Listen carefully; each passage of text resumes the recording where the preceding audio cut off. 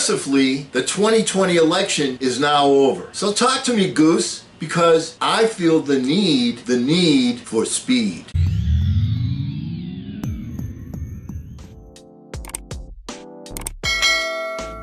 Hello again, everyone. I'm Eli's dad with Project Eli, where we educate, we lead, and we inspire. And sometimes we rant. And today we are Project Eli. We are ranting today. And our subject today is going to be the proper use of idioms. So don't hit the road, Jack. And forgive me in advance. You know, the elephant in the room now is we've been at each other's throats. Can everybody please bite the bullet, cut people some slack, and get our act together and fly right?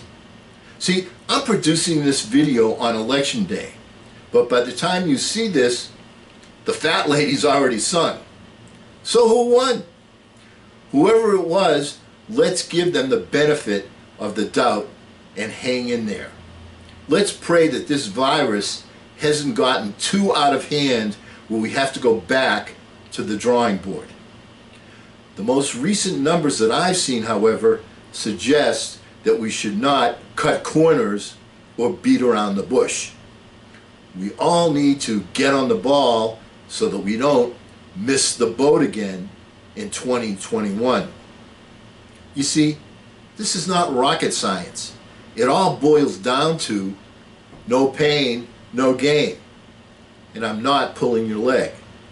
We must exorcise this demon, or else we'll all have to call it a day. Now, don't get bent out of shape because it appears that we can't have the best of both worlds. You see, an economy to die for is an idiom. It's not a policy to embrace in a perfect storm for a pandemic. Clearly, we're barking up the wrong tree with complacency, and ignorance is not bliss. But what's done is done. We can't cry over spilt milk. But we must now hit the nail on the head. You get what I'm saying? We have to be all in on this one because it's raining cats and dogs out there and the cat's out of the bag. How many more victims before we say, this is the last straw? How many more victims before we wrap our heads around this thing? Your guess is as good as mine. Right now, we're surviving by the skin of our teeth. You know, there are those that say, hey, let's wait for the vaccine. To them I say, don't count your chickens before they hatch, because that's adding insult to injury, because it could be a wild goose chase. But we know what to do. Is that asking anyone too much? Is that asking anyone to bite off more than they can chew? Actually, it's a disciplined piece of cake. And someone left the cake out in the rain.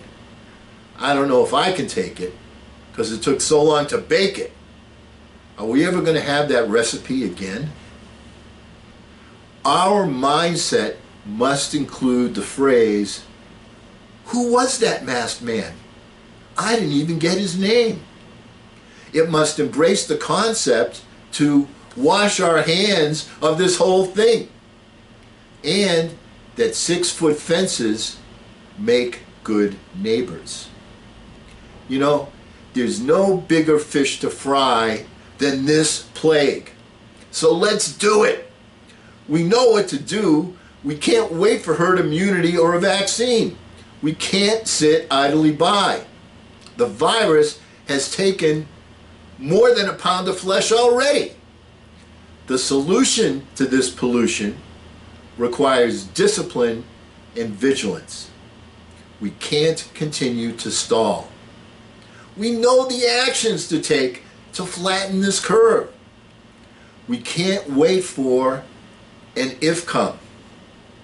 Remember, a bird in the hand is worth 2 in the bush. And I strongly encourage you to respond to my rant in the comment section below. a penny for your thoughts. And because we will never end one of my rants on a philosophical note, let's get out there, get united, and take charge. I'm Eli's dad.